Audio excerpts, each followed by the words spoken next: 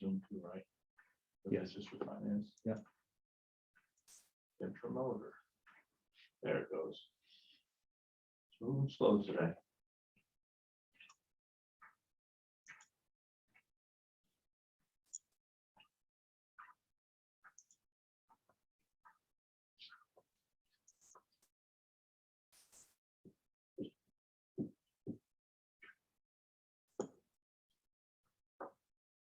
All right. I think we're good. Go. Hail, hail, the gang's all here. Yeah. Good morning. Morning. Morning. All right, now and then the microphones work. Good Small morning. victories. First on the audit committee agenda, we have Jim Buffum, internal auditor. We're going to go over the risk assessment report. Just as a reminder, we do a risk assessment every year, full blown, and then risk assessment updates in the years that we're not doing the full risk assessment. From there, we choose a internal audit area for the focus area group or focus area of that year's audit. This is, of course, the risk assessment portion. Go over Jim's report and look at what areas we might select. Jim, the floor is yours. Want me to sit here? You want me to sit at the table so everyone can see, or? Wherever you're comfortable, really. Yeah, I'm You big want the area. table? Yeah, You can use it. you don't really, you can't really see much anyways. Okay, I mean, I'm fine here. I just Yeah, didn't know. You're good, you're good. Okay.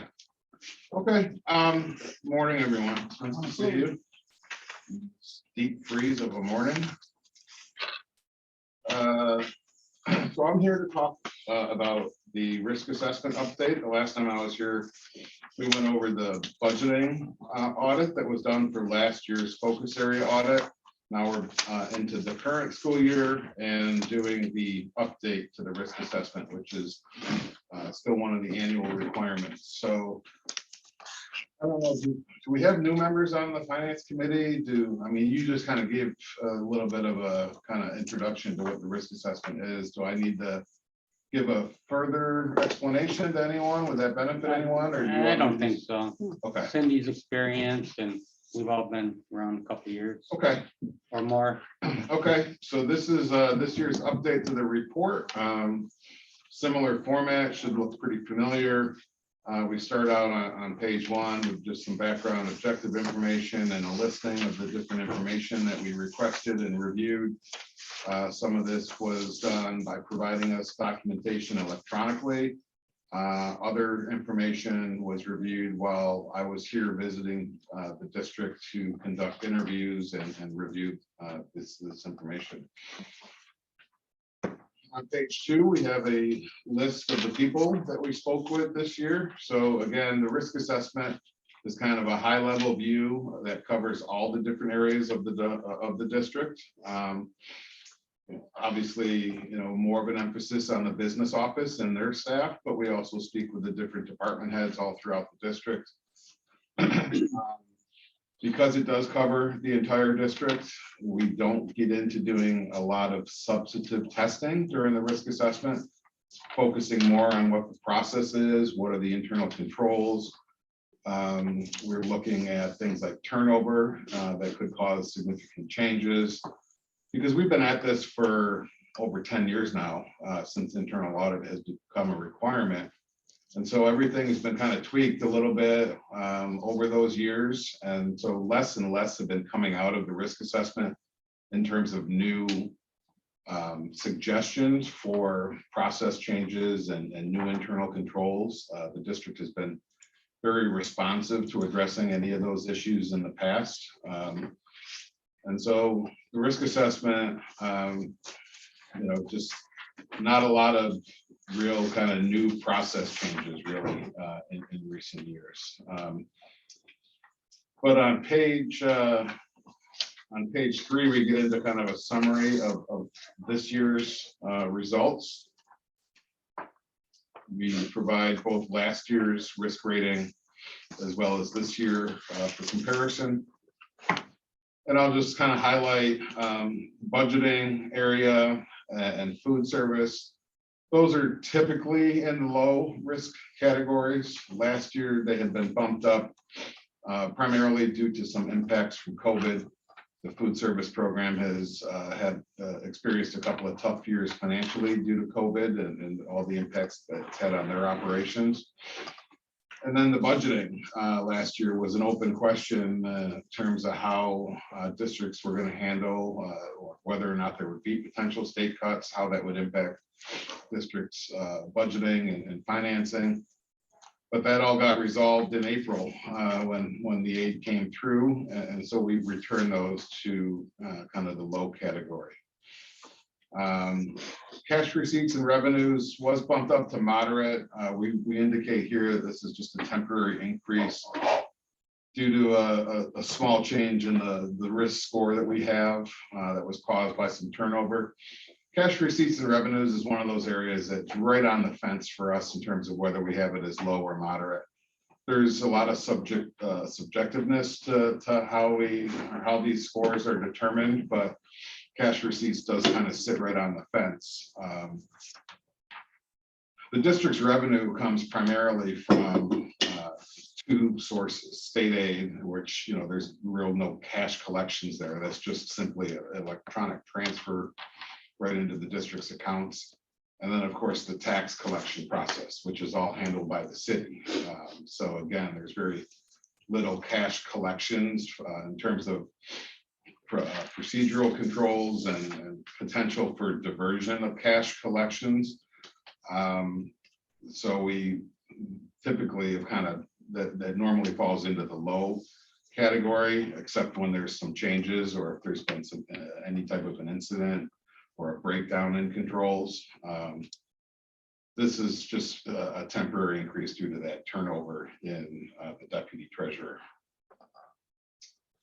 And then the accounting, reporting, and information technology, that area was bumped up to moderate this year, primarily, and it's probably, maybe likely to kind of become and stay moderate going forward, just because of the risks associated with information technology nowadays, malware, and those types of incidents that all organizations are susceptible to now, and the impacts those have on operations. But that's that got bumped up to moderate this year, but not because of really any specific issue that we noted or concern. We do have a couple of items in that area that we'll talk about. So on page 4, the first area where we really have anything is we discuss and this is presented just as a comment. So sometimes we want to just kind of get things on the radar, so to speak, and just make sure the management and the board are aware of different issues, maybe encourage some discussion around those issues, et cetera. So with food service this year, again, no real new issue or surprise as it relates to COVID that I just referenced. The last couple of years have been tough, but this year hopefully will be a much better year for school districts in this area, because all of the meals for breakfast and lunch continue to be free. And school districts now have the kids pretty much universally back in the buildings 5 days a week. So they were all free last year as well, but under the hybrid model, the volumes were impacted because so many kids were out of the buildings on any given day. So right now that you've got them back in the buildings, you just gotta kind of get them to go through the lines. And if those volumes can be kept up, the reimbursements to school districts should be a very good year for them, and hopefully recover some of the loss over the last 2 years. And then again, so on page 5, we go through the other areas, and we haven't really noticed any significant changes. Nothing came out of the interviews in terms of real significant issues or breakdown in controls or anything of that nature. We do some light testing during the risk assessment. Again, we can't test all the areas because it would be so time consuming because the risk assessment covers the entire district. But we do try and focus in on some of the more important controls like the accounts payable process and the internal claims auditor that always monitors all the checks before they come out. So we'll review all the warrants, making sure that the claims auditor is signed off on all that. We will look at the claims auditor reporting, which they provide summaries after they review each warrant of any exceptions that they came across, so that we have an idea of what they're finding. We'll look at things like bank statement reconciliations, payroll registers to make sure that those are being reviewed and certified each pay period. So there is some testing that we do. It's just we're not really kind of picking samples the way that we would, and kind of do a deep dive in any particular area like we do during a focus area audit. In the accounting, reporting, and IT area, though, on page 5, we did come across two things that we just highlight. One was that the bank reconciliations we noted had fallen behind just a little bit. And I think a lot of that is just the impact of the close process when the financial statements are getting put together during the summer months and kind of into September when all that kind of is working to get finalized to meet the October deadline for the financial statements. Other things, that becomes kind of a priority. But bank reconciliations can be a very important control to ensure that all the district's funds are accounted for and that there's no unusual transactions or unusual items. So that was something that we noted during our review of the documentation. And then the second area, or second item in this area is related to IT. And as I was referring to earlier, just kind of the risk of malware, of ransomware,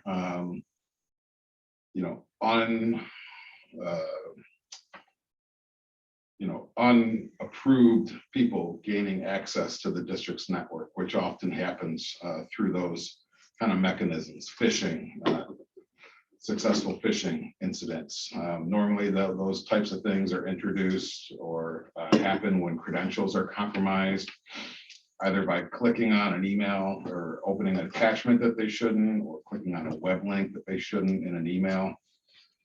And I'm sure you've all heard about it. It's not, just schools, it's all organizations. We see it in the news, different places that have been compromised, shut down, data breaches, etc. So two-factor authentication is kind of one of those strategies that has been implemented that is designed to help protect and mitigate the risk against that. The district has implemented that for certain staff, primarily the IT staff that have primary responsibility for managing the network and whose accounts have like those elevated permissions to maintain the servers, change settings, access backups, those types of things. And so that's very good. But what we are just suggesting here and what we're seeing more and more is that it not be limited to just the IT professionals, that it get rolled out to all members of an organization, anyone that has access to the network when they're signing into their account. We're seeing more and more places that require all their staff to do that. So it's become very straightforward. We do it for our work. When you log in, you enter your username and password, and then a message, comes through on your phone. You got to click, yep, yes, this is me. So it's very simple. It doesn't require codes or anything. There's different ways of doing it, but for me, it's very straightforward. You just click a button. You do need to have your phone with you, otherwise you're not going to really kind of get in. But this is something that is becoming a standard suggestion that we're having in all of our kind of reports, and just encouraging more of our clients to really think about this and move in this direction to better protect the network and the district's data. So is this a timing issue or is this a recommendation? Or are we planning on doing this? We just haven't done It's a it. union issue. Requiring people to use their personal device for work purposes without compensation. Oh, that's the phone part. Yeah. We've been working on it for probably 6 months now. We've been working this. So we started with the IT staff as pilots to see if we can find a way to mitigate the amount of personal use phone, or if there's another way to do it. But the big issue is requiring people to have, number one, have a cell phone. They're not required to have a cell phone. So, and then number two, using their personal device for work purposes is usually a big bugaboo with the union. So- Peter, what about thing like a token key that the district issued? We looked into that. We don't know that it's necessarily cost effective and or they're easily lost. We've looked into those as well. All districts across the region are looking at what's the best way to approach this. Because I mean, it's we- everybody. yeah. Two-factor at work, but ours is our badge goes in our laptop. So like you put your badge in and there's a pin attached to your, you know, like see wearing it, like, you know, it's attached to your employee ID. So, but there's other systems that we have here that they use a soft token, and most people just attach the soft token to their lanyard with their badge. So that just alleviates needing somebody to use their phone. So is a soft token just a second badge? Is that, I'm not familiar with it. It's a little device. It's tiny, Paul, and it has a little digital code on it, and the code, it's assigned to you, and the code changes like every 10 minutes or so. So when you go to log in, it would ask you for your token code, and it would be whatever's displaying on this little digital. Okay, gotcha. And it's an external device, as opposed to, Peter mentioned the problem of people don't want to use their personal phone. So it's a device issued by your network administrators. I mean, I feel like it's something you could at least do for the people who are managing money. Like, that's the concern, right? No, the issue is really, to be honest with you, your issue is more people that don't use the computer 24/7.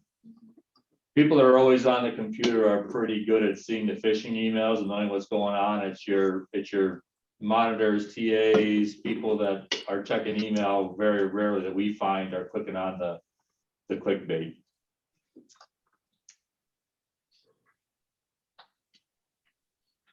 It's really everybody. Anybody is susceptible to clicking on a link on an email that they really shouldn't be. I mean, it's all it takes is somebody not paying attention for a second and you got an issue. So Guilty. Yeah. Yeah, I mean, it's right now, any given employee can be the weakest link for any Right. organization. And I've seen repeated examples where it's not, you know, not necessarily someone who's less familiar with computers. We've seen it in executive suites and, you know, C suites, you know, individuals that are, you know, you'd think that maybe they'd be more aware and less likely to click on it, but sometimes they're just as susceptible to it. So everything I do with banking does have the two-factor authentication. Right. Anything with the banks or any of that stuff. How do they do that, Jody? What's the Tokens, tokens? and then one of them has a callback on my desk phone.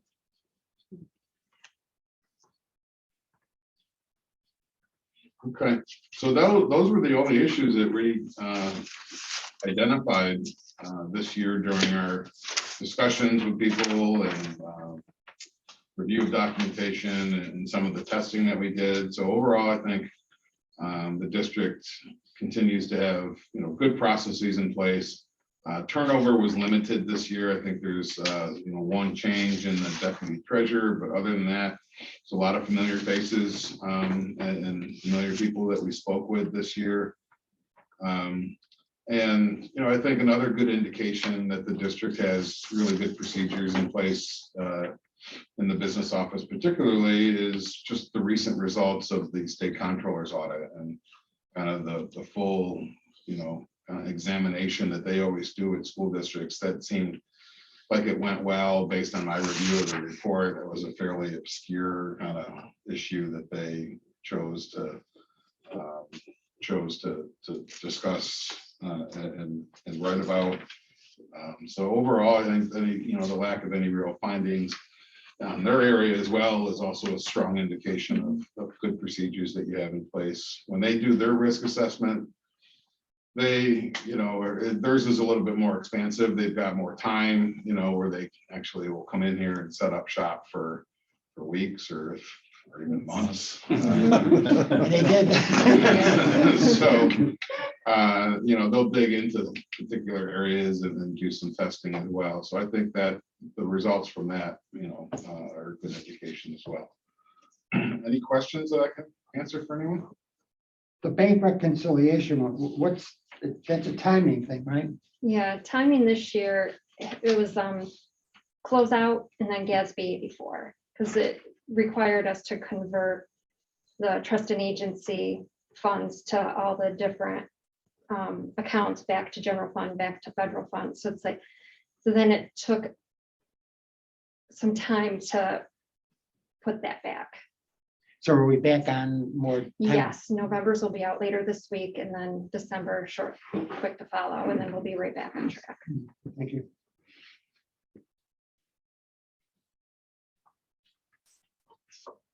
Any other questions?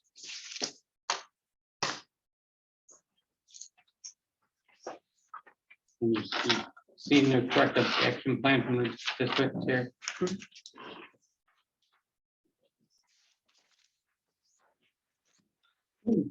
Thanks, Jim. I think that's it, right? If we want to discuss selection. Oh, the or- selection, that's We right. don't necessarily have to do that now, but Kenny's got kind of a appendix matrix of some areas, some previous. Yeah, areas. I'm sorry, and I didn't mention that because it's not attached to my version of the report. So, but at the last 2 pages of your report will just be our matrix that is where we assign different risks, risk scores to the different areas and how we arrive at whether something is low, moderate, or high. And also on the second from the left-hand column provides a historical summary of the different areas that the district has selected as their focus area audits over the past several years, or at least since we've been involved, and maybe we had some of the prior internal auditors audits on there as well. So that just sometimes the audit committees find that helpful to have some historical reference there. And otherwise, it's just kind of a summary that the results of which all feed into that on page 3 of the report, where we kind of summarize the different findings and the risk levels of each area. And then, of course, it's up to you guys. If you want, we can put together, the year by year. Here's what we chose. We've done some, interesting ones the last few years. I don't know of anybody else that has done budgeting. No, yeah, so you're right. That is not a common area. In fact, I think that was the first time that we've ever done the budgeting area for a school district. The last couple of years with COVID impacts, and just really over the last several years, most of our districts, they're kind of picking just like little niche areas, whatever they have a particular issue or concern about in their particular district, as opposed to kind of like the big areas like accounts payable or payroll, which are, where most of the money, flows through those 2 functions. A lot of transactions in those 2 areas. And so those are always popular items. They're certainly in the beginning of internal audit with school districts. Those were kind of the main areas. And it's never a bad idea to look at those every 4 or 5 years. If it's been a while, it's never a bad selection. But I think within the last 6 months, we've had several districts pick the food service area with respect specifically to the claims that they're submitting, just because during this time, everything is free. And so districts, 2 things. One, they want to make sure that their process is accurate and that they're claiming everything that they can, because that's free money that's on the table. You just have to submit the claim. And two, because everything's been free, there's some speculation and concern about how closely that area might get looked at by state ed in terms of, potential fraud. Because right now, any school district can kind of just submit whatever numbers they want, and they're going to get all this free, all this federal aid and state aid. And there's questions as to whether or not state ed is going to scrutinize that when they come in to do their reviews in terms of the documentation that's being maintained. Because, the last couple of years, there's been all these processes in place where parents can come and pick up meals, or schools were delivering meals to places.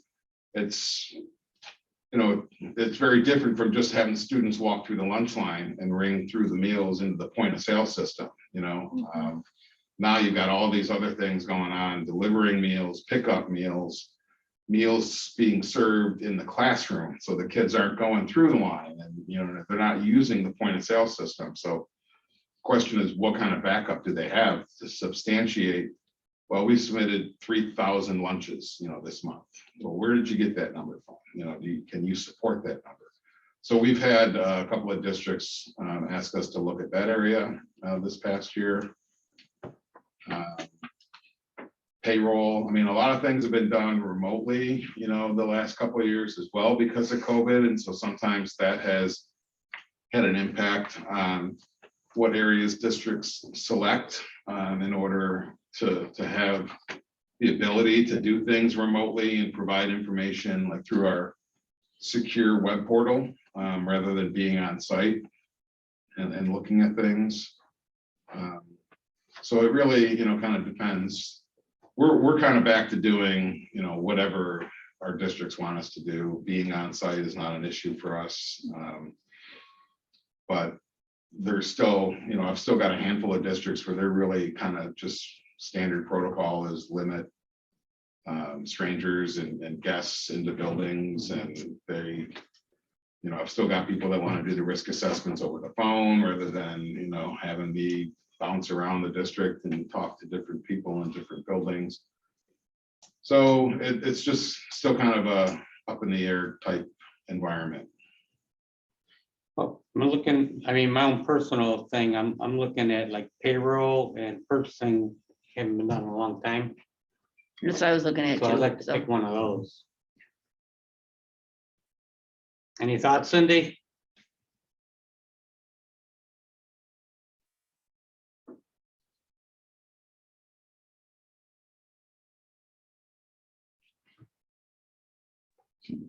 I'm having trouble unmuting.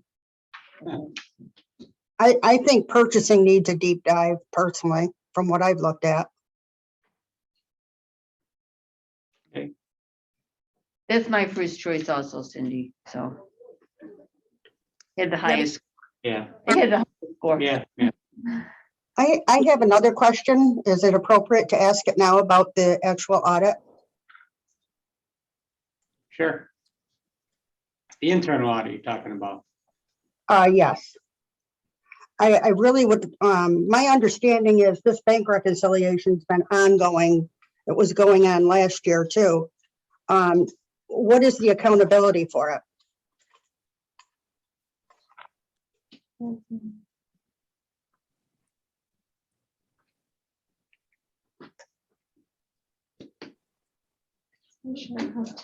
Could you repeat the, I didn't The quite catch accountability. the question. My understanding is these bank reconciliations have not been timely for quite some time, even before the external audit. I'm asking, what is the accountability for this?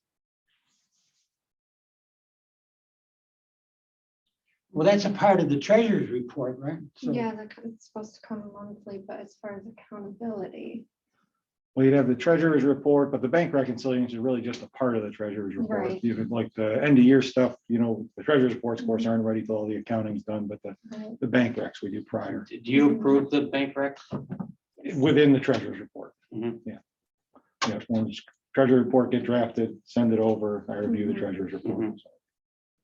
What would make them timely or not timely? I guess what's the criteria? We just heard, the explanation Right, for this. this year it was the GASB as far as last year. Can't really think of what, other than the COVID delays and being remote most of the time. Yeah, now that. Yeah, I'm not really sure. That's how to answer that. No, not Dave, in terms- If the board wants to get the bank recs, if we're having issues, we have a lot of issues sometimes at the end of the year, of course, closing out grants, sometimes within the month. But if we want just to send the bank reconciliation separately, we can start doing that. Same with the expenditure reports, correct? I mean, if that's, Sure. that'd be easy enough to do. Because there's So I probably, guess question when I look at these two, it ties to both of these questions. It's a timeliness and tying to the question that just came up about purchasing. And again, forgive me, it's only as you're on the board longer, unless you have a finance background, that you understand looking at all of this better. It's really hard for me, and I have too many tabs open. I'm trying to get back to one of these. So when I look at a treasurer's report, it just says a journal entry or cash, or a journal entry or cash. Like, it's not even telling me a category, let alone, when I balance my own checkbook, I'm like, okay, I went to Price Chopper. Okay, I paid National Grid. Like, I don't know how we verify when you can't see like where money's coming from and going to, like, to say, okay, well, this was a $10,000, cash. Where did it come from? Like, there's not even a summary category of like, this was, capital, this was supplies, this was people. Like, I'm finding the more I understand, the harder they are to read, I guess. And kind of where we get with the cash receipts is we have so many cash receipts that if I were to list them all out, each source, they're going to be probably over 100 pages long. Yeah. So I guess subcategories. Do you know what I'm saying? Like, this was grant, and this was, tax, and this was, even to summarize, I the guess. Reports could, Right, Those yeah, would and have I it. could export those from the detail reports that make up those those daily categories. totals, Yeah, those would do it. yeah. I don't necessarily need a line by line, but it's hard to know where everything falls, if it's lumped into in or out. Could include a report from WinCap that would give more of a detail on like what the cash receipts are. So if it said like 12,000 for that day, the Yeah. report, you could do the report in WinCap that shows what 12,000 is made up of. Right, Yeah. and just kind of see the attached report versus me retyping the whole report. Or trying to export it and format it into a reconciliation. I guess that's part of my question, why a comprehensive report isn't being prepared for a treasurer report. Just how it's, It's never been asked. So, I mean, it's, that yeah, would be my it's answer. how it's always been done, and nobody's ever really asked for.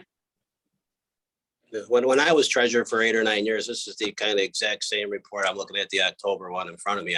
I may have listed like the cash disbursements. I had check numbers in mind. I said check numbers, so the board could see they were consistent check numbers. Of course, it's just what I'm putting on there. But the easiest way to move forward would just be, as I stated before, to maybe it wasn't at the audit, maybe it was at finance, but every time we do a warrant, payroll or cash disbursement, we just download those. And I think Ben or Nick was doing it. Then for some reason it just stopped. You just get that report when we run them, and then you'll see, everything right there, every fund, every check, every disbursement. And it's easier to do it on those Wednesdays that they run. It just, because that's when we send everything out. So we could do that easy to download. I can restructure December's and send it to you guys to see if what kind of if the more information is, that's how you want to see it. I will restructure. I'm thinking more like, what bucket did something come out of or go into? Not necessarily each and Purchase, because they are all together. background, like, what what bucket are we drawing from, I guess? You could run that report, Tanya, if you wanted to, that one I'm talking about every month, and you could sort it by expenditure code. So if you saw 450, you would know the 450s were all supplies, 400s were contractual, 200 was equipment, 100 was payrolls, you know. And then if you had questions, I would say if you had questions on any of those, could dig deeper into what, you know, if you want to ask what that $400 was, then we could, you know, provide that.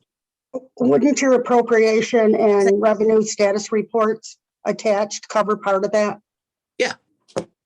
Right.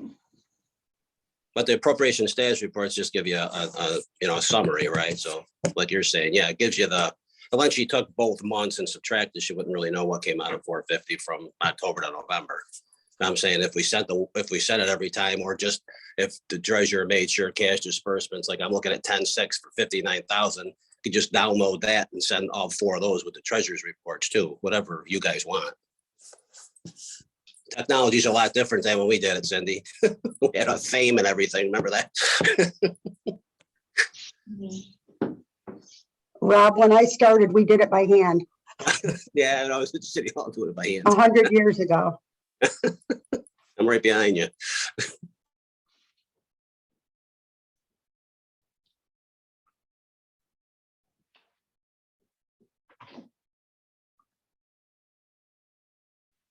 We have Do we want to it. try that? Oh, sorry, go ahead. So we resolved on that now, or give that a shot and see what, Yeah. I can what people restructure. think, yeah? And if not, we can, November's almost done, so I'll restructure December and send it your guys' okay. way for approval. So I guess I still didn't answer the question. So if we're catching up now, is this on us as, you know, like we're finally starting to get better on our procedures and like, you know, again, like meeting with the treasurer and checks and balances. So I guess I still don't have a question of that or an answer to the accountability question either. Is this something that we like, should we have a rubric? Should we have a checklist? Like what would help not just us, but future board members to monitor accountability?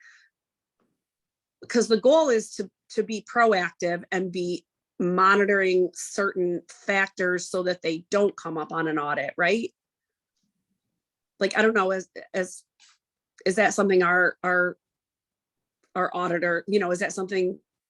The auditors go through each reconciliation every year. The Dark Angelo does. And then they pull different pieces and I have to answer different questions. So there is that form of them being checked through thoroughly.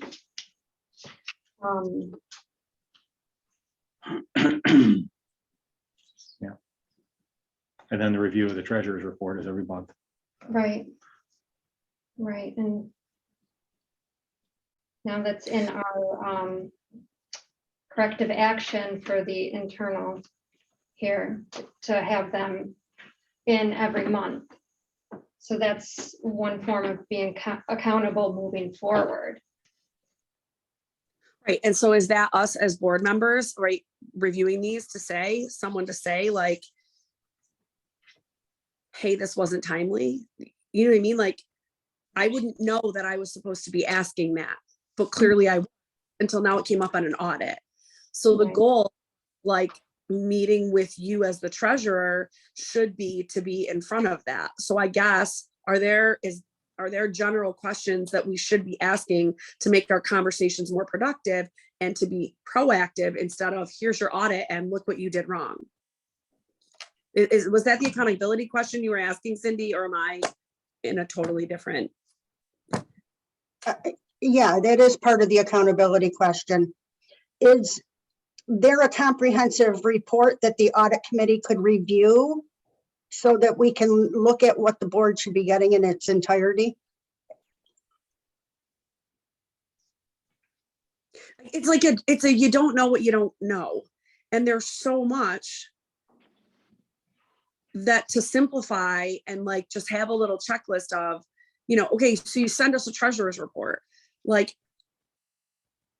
knowing exactly what we should be looking at and things that should be tipping us off is a learning process. I guess, I don't know, I guess I'm looking through the lens of trying to have better board procedures and helping people based on their varying backgrounds.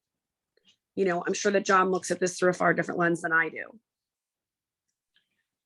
You know, or Craig, I'm sure Craig looks at it differently too, right? Craig has a different background.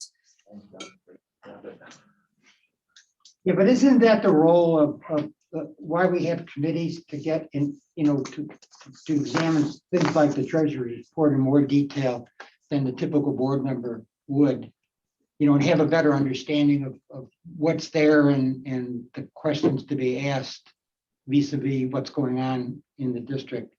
I mean, we're Well, not.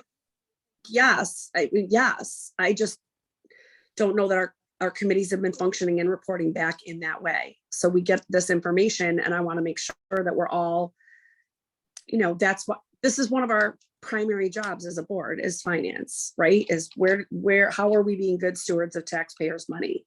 And we have so, you know, the auditor just said this, right? Like we have this huge influx of money, which, you know, historically I've never seen. I don't know about all of you. You've been doing this a long time, Paul. Like you don't see a lot of educational windfalls. So there's that. And then we're in this predicament that we have to make some really big fiscal decisions in the next couple of months. So this is daunting. Like, this is more than like, we have this much money and this is our budget. Now we're in a place of, we have to do some serious fixing of things and like be really even more scrutinizing of the decisions we make, I guess. I don't know. I'm an overthinker. So my brain has not stopped thinking about how we accomplish everything we need to and not make any mistakes while we do it. I still think reports, as we do them, gives a less to digest than if we waited for the whole month and said, here's all the checks for the month. There might be 2 or 3 warrants in that time period, or we could bring them to finance. The treasurer's reports, that's, like I said, nothing's really changed in those since I used to do them. Sometimes the board would request an appropriation status report or budget transfer report over and above the 10,000. So I guess it's up to the committee, whatever the committee wants, we can do. You know what I mean? As far as just the bank reconciliation piece, we can just send those out when they're done. If the report's not going to be out for some reason, I don't want to speak for Jody. I don't know why that would happen, but if it did. But again, if the committee's looking for some reports, we can run whatever you guys want in whatever fashion you want. And maybe you guys decide what we start there. We can always adjust it. You know, we can always adjust it to spreading it out more, running a report in a different manner for supplies if you're looking at it that way. Cindy was right when she said, if you look at the actual appropriation statuses report, you'll see the codes and the 200s and 400s and where you lie with those, but you may not see the difference between, hey, what happened between November 15th and November 30th, if that's what you're looking for. But the auditors do audit every check that goes out of there. Every check, every wire has to be gone through the internal claims auditor that goes out. So more status, we could run it with the expenditure detail for each code. That would be right. Yeah. If we spent X in that period, it'll list out everything that was spent out of that code. Oh, yeah. That would do it. So That every sounds- Thick. that sounds good. Yeah, But it's it's good. there. Yeah. I don't know if I And I want. guess I only have one other question. Can the audit committee get together separately to discuss this whole issue and look at all the various reports that are available? And So that narrow- we can narrow down what the audit committee would get and what would be presented to the entire board. Does that make sense? Sure. Yeah, that's a good suggestion. I like it. Okay, well, I'll leave it up to somebody else to schedule a meeting and that way we could discuss this probably for hours and hours and hours. So we're going to put together some potential suggested type reports and then so you guys can look at them and and go from there, if I'm understanding right. That would be perfect. Yeah, I could pull a bunch of things together and even some different formats for treasurer reports too, if you would like to see them. So this is monthly reporting to the audit committee, monthly reporting to the board in the form of the treasurer's report. Is that what you're saying, Cindy? Yeah, what I'm saying basically, I think is first look at the reports and then redevelop what a comprehensive treasurer report would look like to go to the entire board in case they have more questions. beyond what we're submitting.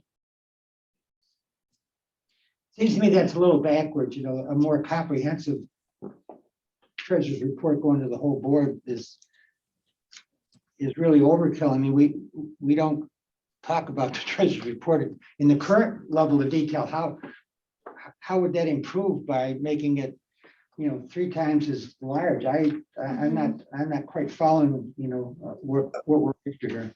Yeah, we would have to look at the report and then I could show you some of the differences of what would be comprehensive.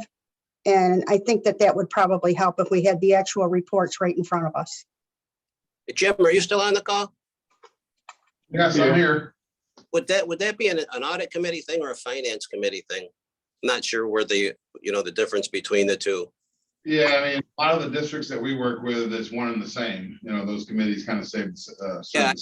so, but I mean, I guess, you know, after We're not here- we're all this- saying, what I would suggest is that if there are certain deficiencies that some of the audit committee members currently have with the reporting, or, you know, certain things that they think they would benefit from further detail, to come up with a list of what some of those, you know, areas are that they'd like to try and enhance or address. Combine that with a meeting with the business official folks of different examples of some of the WinCap reporting that's available, because there's all kinds of reports that are in WinCap, and see if any of those reports that are available would help to address the deficiencies or the improvements that some of the members of the audit committee would like to make. Take that information and, you know, rehash or redevelop what the treasurer's report is going to look like. I don't know that, you know, throwing a ton of extra detail, you know, at the full board is necessarily Right, they're You know, already it'd be 60 real pages long. productive. You know, You don't want there's an- lots, you don't want thick. Yeah. You know, there's an example that we've been living with for, you know, what was it? A couple of years ago, we started breaking out the personnel expenditures down to the building level, you know, right?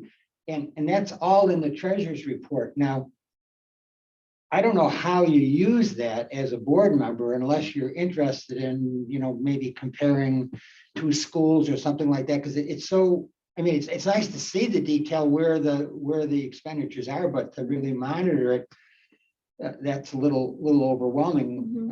But it's a requirement, so we get it kind of, I guess, for free, because you have to do it, right? Yeah, we got the state ed version, the transparency report, which is kind of the budgeting side, and they want to see budgeting by building for the most part. And then ESSA is the actual. So we report very similarly, but it's the actual expenditures. And basically it's, you know, in a by building structure. And when you look at our total budget, where is the money? The money is in personnel and in the Benefits. you know, the benefits, you know, and the rest is not unimportant, but the magnitude of it is much less. Jim, has this ever been an area where you have, you know, the board has picked to undertake? I know they wanted to do purchasing, but we've done 2 in years past. Maybe we do this as an area that, you know, increase, however you want to do it, productivity, or, you know, I don't know what, but we could have you look at this as an area. You mean in terms of the monthly reporting that's prepared and presented to the audit committee or finance committee as well as the board? No, Right, that's not, there's ever been part of Well, what we never Right. did budget for either, so maybe that's an area where, right. you know, if the committee wanted to do that, it's not that much money to do another area. When looking at the report from the audit committee would also help target what you want to look at for internal audit. Right.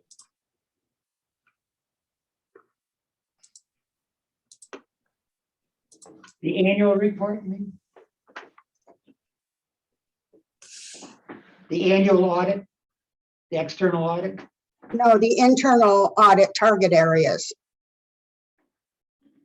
What are those exactly? I'm not sure. We haven't chosen them yet. Yeah. That's what we're talking about, yeah. Oh, Okay, so I think, okay. what we, just to move things along here, the audit committee will have another meeting just with, Jody and Dave to go over some reports and see what, we'd like to see and go from there. No sense in talking about it now until we see the report, so. Yeah, I mean, and you don't have to select the focus area right now either. Like Mhm. if you have that meeting, you do some work in terms of putting together some possible reports from WinCap. Mhm. You do some collaboration with the finance committee. If that's something that, based on that work and those conversations, that you think the district might benefit from actually selecting this area as the focus area audit in terms of accounting and reporting. I mean, that falls into the, when you look on page 3 of our risk assessment summary, the accounting, reporting, and IT area. So that's, that's where that would all kind of fall. Treasurer's reporting, et cetera, financial reporting from WinCap. That falls into the moderate category. If you'd like to choose that area rather than purchasing for this year's focus area audit, you can do that. And don't need to make that selection today. And then wait and see how your collaboration and discussions go. And if you're able, if the audit committee, if the business office is able to say, well, we can give you these reports, A, B, and C, and the audit committee feels that that's going to be addressing exactly what their concerns are and is going to be sufficient, then maybe there's no need to select this as the focus area audit. But if there are still questions about whether this is sufficient or adequate or consistent maybe with what other school districts are doing, then you're certainly welcome to select that area, and we can, do what we can to offer some suggestions to that. Otherwise, if you want to move in the purchasing direction, that's, a high or the moderate category as well. And I think it's been a while since that's been looked at, so that would be fine as well. Is there any deadline when we got to give you an answer on that? No, I mean, it's really up to the district. I mean, we're in good shape right now. It's still early January. And, even if you want to get it done by the end of the school year, that's, June, end of June. So we've got a lot of time. Okay, There is a deadline for the report within the portal, but it's pretty lagged. I can't remember exactly, but it's. I mean, we're not gonna drag our feet, just didn't know if there was something coming up that was imminent. No, you got plenty of time as far as that goes. Okay, Okay. are we good with Jim right now, everybody? Nice to hear from Dave then, and nice to see everyone. Okay, thanks, Jim. Thanks, Jim. Good, Travels. thank you. And then this will be on the meeting for acceptance following the January 13 meeting, in line with our process. Number 2, corrective action plan discussion. This is from the OSC audit. If you remember, we had a couple tweaks from the last meeting. This will be on the January 13th. The big add, other than basically typos, was on page, not page numbered, but after number 3, where it says district response, the last line, this review work and updated plan adoption will be approved by BOE resolution annually. We've got that for both the multi-year financial plan and the multi-year capital plan. So that was a discussion item in our last audit. We've added that on there, and we have that up for approval on the 13th. Any questions on the OSC corrective action plan? Now, we sent this to the controller, right? We sent the response letter. We haven't issued them a corrective action plan. Yeah, okay. Did we get any feedback from them based on what we sent them so far? Or? I have not seen feedback on the response letter, no.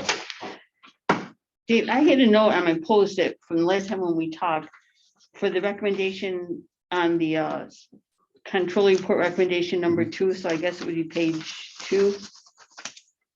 Just my post-it is something about the replacement schedules to help identify capital and major equipment needs.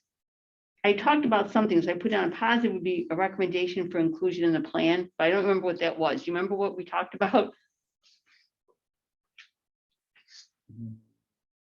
I know we talked some about, making sure the asset, essentially replacement schedules were part of the plan for large assets. I don't remember anything of a changed verbiage there. So we're gonna, because if I read this, so maybe that's what it was. So by reading this, it doesn't say that those inventory lists will be part of the plan. So maybe we're gonna add a line that they would be part of the plan, that they'd be included in the plan. Maybe that's what my line of thinking was. Well, it does say 'Cause I put down- incorporates. 2A does 2A. incorporates inventory lists and replacement schedules. Yeah, because I wrote down, so I'm guessing what I'm guessing is that whatever I was saying, that maybe we could include it in the plan, I wrote down that it was a positive recommendation for inclusion in the plan. Yep. So I think that meant that we maybe change that word, that would be included in the plan. So are you I- looking at the document that we just got or the first draft? I'm talking, no, the first draft, for the one from December. Okay, so the current document has Okay. that line in it. The one Dave just sent us has that line in it as 2A. Is it 2A? No, I know it's 2A. I got it. I'm It's, just wondering if the old one says different. The new one says incorporates, maybe I'm. no, that one says Okay, incorporate. still the same. Okay.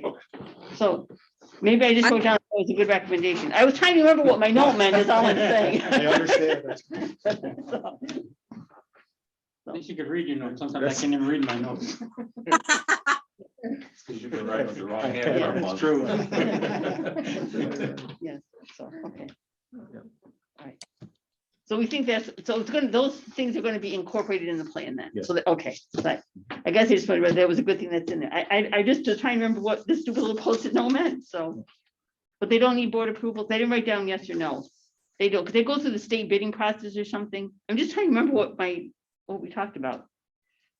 The plans will be board approved. Oh, no, the- the purchases for the major equipment needs. Oh, okay. No, they'd be approved in the budget by your equipment lines. I do think you're ringing some bells that we talked a little bit about seeing those. They Yeah, don't necessarily need individual board approval. They're in the budget, but I do remember a discussion of that. I don't remember necessarily an action to take, but I do remember discussion of it. okay. All right. So what does it mean when it says that to identify capital and major equipment needs? What would be a capital need? Oh, capital, kind of more on the capital project side, equipment pavers. A paver would be, a large piece of equipment. That's Um, considered a capital expenditure. So I But guess, that wouldn't get into like buildings and things like that. That would, or would it? Building needs a- doesn't mean you're gonna act on them. It just simply is making sure that you're keeping aware of what was. Windows at Stroud is a good example. The stairwells at Stroud, things that were, Roofs. well, I'm thinking more about like, Which is under B, I guess, Peter, what you're saying, right? Yes. Part of Mhm. future Yeah. capital projects and equipment. yeah, because I'm thinking more like if, when we see the budget, we don't know how much, like, we know how much there's audit that's given to, for equipment needs, Mhm. but who, carte blanche really to get whatever he can spend that money Do we any way get a he wants, list but we of- don't of really the see that. equipment? I mean, in the budget. No, Not and typically? we haven't. Say buildings and grounds will submit to us, Mhm. how much we need for equipment and generally have replacement schedules behind that or. Oh, I busing. can't remember seeing any replacements. No, I don't know that those have ever been, Right. put forth. This would include having put that forth. But They have in the I'd like past, if we used to have like, these trucks are expiring or dated and, we're gonna replace 3 pickups and, Mhm. but, Yeah, I can't remember seeing recently. So I know if part of this year's budget discussion, that's something we could see. Sure. I don't see that. I don't know, is that possible? I know they go through the state bidding. I don't think we have any control over that. But just wondering if you could just, yeah, and I think that's, yeah, apart from that, I think it's important to the capital projects because we have a lot of potential things that we might do capital project wise based on things like what we decide to do with the redistricting, for Yeah. instance, are we gonna add buildings or improve turnarounds or, I mean, there's a lot of different aspects depending on what we choose to do with the buildings going forward. I guess like the thing that sticks out to me related to what Karen is saying is it was super helpful that Peter, that you did that meeting where the directors came to us and gave their kind of wish lists, right? So we got some clarity. But like, I know you and I had mentioned to you the other night, specifically, there was something that Alex asked for that like, I don't think many of us were like, yeah, that's a priority purchase. So I guess I'm confused now as if we approve a certain budget amount, but we don't think that that's what ends up being bought with that money is the wisest use of the money, like where does that leave us? That's really not the role of the board, to be honest with you, or myself as a superintendent. I mean, that's why we have the directors to choose what's best for their department. It's a matter of, in this situation, specifically with I think you're talking about the floor scrubbers. That's a simple thing for Rob and I to say, hey, buddy, thanks for mentioning that. We're not going that direction. The other piece you have is you have a check and balance with purchasing that goes through the business office. And there's many occasions where Dave or Rob or Chris will say, or even Patrick will say, hey, somebody wants to buy these things. Are we actually doing this? Are we going that direction? And it kind of has that discussion. So there is a check and balance to have conversations to make sure that people are purchasing things that make sense for the big picture and it's not just carte blanche. But as far as the board goes, I mean, getting into individual purchases is a little microscopic in my opinion. But My- where we're supposing over 10,000, but yet this is a loophole where we're not. You broke up a little bit. Can you say that again? So it's board policy that we're supposed to approve purchases of anything over $10,000. But this is a loophole where we're not. So when you actually. No, I think, purchase isn't them- it changes over 10,000? Change orders, I think. Yeah, change orders or budget transfers. I've never seen purchases. You'd be approving every capital project purchase we had, if that was the instance.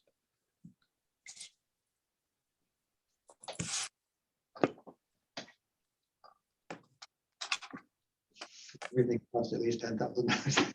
Yeah. That's very true. What happens if you have in a budget, X amount of dollars, or say you had the floor scrubber, but it could be anything for 50,000, I don't know what the number would be. And then you decide, no, we're not gonna spend that 50,000 here, we're gonna do something else with it. Is that something the board, or is that something you guys just can do? The director would just have the ability to change course if they felt the need.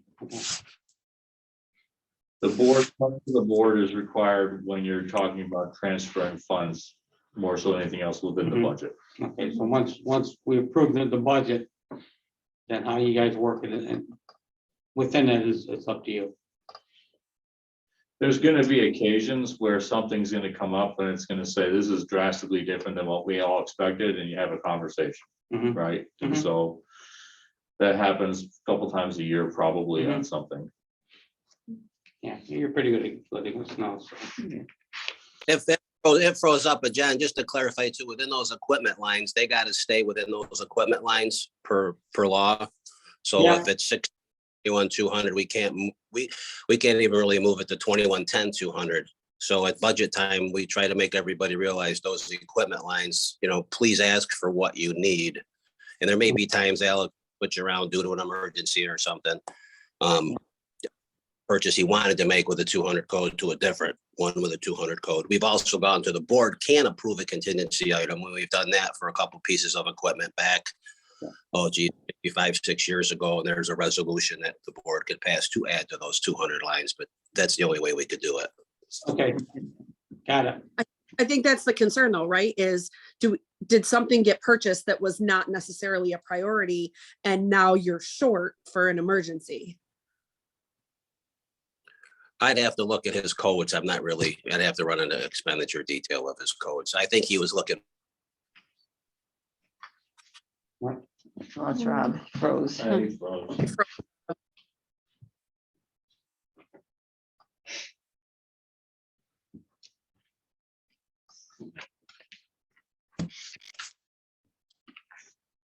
He's not coming back. anytime No, soon. no. I mean, Oh, he moved again, he moving. moved again. Oh, he's back. You back, Rob? Oh, I'm here. Yeah, it keeps cutting out up here for some reason. We cut the budget for.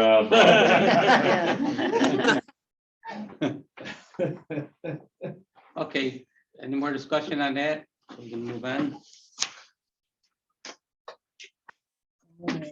Number 3, audit committee charter development. Just as a reminder, we took basically the template, drafted it with incorporating us as the district, of course, into that charter template from the comptroller site or state ed, I forget, I think state ed. And included that. We kind of tabled this into this meeting. Cindy, did you have any comments on this?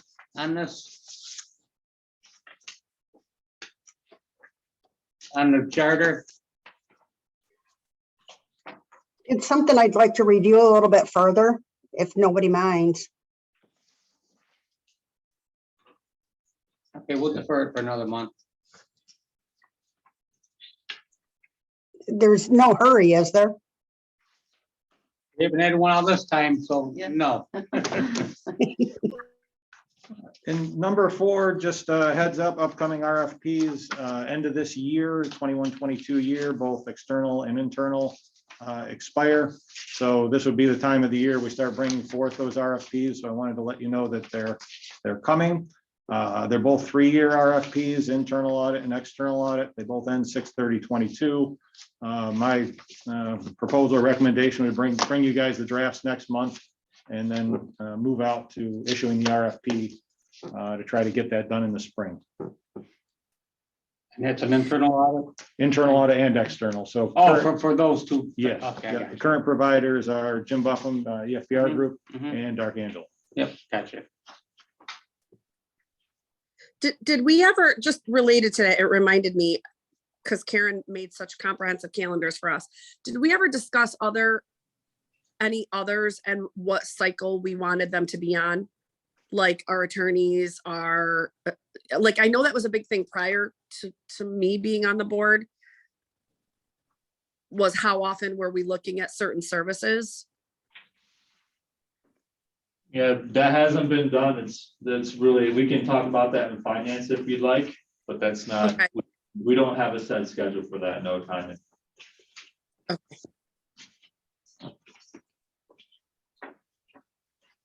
Any other issues any committee members want to discuss?